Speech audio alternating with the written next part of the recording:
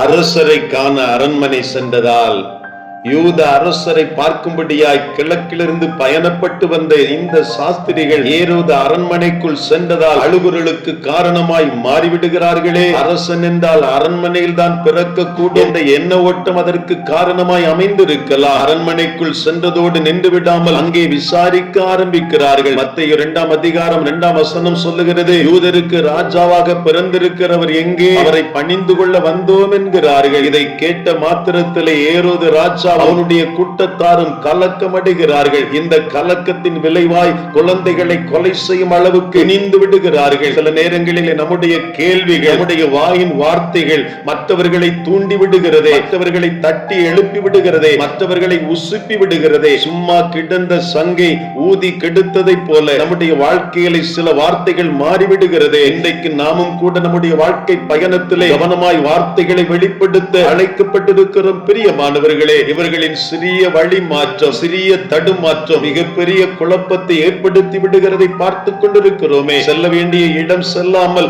சந்திக்க வேண்டிய நபரை சந்திக்காமல் வேறு இடத்திற்கும் வேறு நபரையும் சந்திக்கிற பொழுது வாழ்க்கையை முழுவதும் குழப்பமாய் மாறிவிடுகிறதை பார்த்து கொண்டிருக்கிறோமே. பிஞ்சு பாலகர்கள் தங்கள் தாயார் நெஞ்சங்களிலே சாய்ந்து பாலருந்தி கொண்டிருந்த வேளையிலே ஏரோதின் சர்ப்ப நாவிலிருந்து பிறந்த அந்த இரத்த தாகம் கொண்ட சொற்கள், கொல்லுங்கள், 2 வயதுக்குட்பட்ட குழந்தைகளை கொன்றுவிடுங்கள் என்பதாக பெத்லகேம் குழந்தைகளின் பிஞ்சு தலைகள் தெருக்களிலே உருண்டு விழுந்தன. அந்த கிராமமே பிஞ்சு இரத்தத்தால் குளித்து நின்றது. அனைவருடைய இருதயமும் உறைந்து நின்றிருக்குமே. இதற்கு முன்பதாக இயேசு பாலகன் அகதியாய் மாற்றப்படுகிறார். ஆசியாவில் பிறந்த இரட்சகர் இயேசு ஆப்பிரிக்கா கண்டத்தை நோக்கி பயணப்படுகிற ஒரு சூழல் வந்து விடுகிறது. எகிப்தை நோக்கி அழைத்து செல்கிறார்கள் பெற்றோர்கள். இந்த ராஜா மரணிக்கும் வரை அப்படியே அந்த இடத்திலே இருந்து மறுபடி கடந்து வருகிற நிலையை வேதம் பதிவு செய்திருக்கிறதே. ஒரு சிறிய வழிமாற்றமும் தடுமாற்றமும் இன்றைக்கு பலருடைய உயிரை எடுத்து விடுகிறதே, அநேகருடைய வாழ்க்கையை அழித்து தொலைத்து விடுகிறதே. இன்றைக்கு நாமும் கூட செல்ல வேண்டிய இடத்தை நோக்கி சரியாய் பயணிக்க நம்மை அர்ப்பணிக்கலாமா? செல்ல வேண்டிய இடத்தை நோக்கி செல்வதோடு மாத்திரம் அல்ல, சந்திக்க வேண்டிய நபரை மாத்திரம் சந்திக்கவும், வேறு இடத்திற்கு பயணப்படாமல் சரியான லக்கை நோக்கி பயணப்படவும் நம்மை அர்ப்பணிக்க அழைக்கப்பட்டிருக்கிறோம். பரம அழைப்பின் பந்தய பொருளுக்காய் லக்கை நோக்கி பயணித்துக் கொண்டிருக்கிற நாம் யூத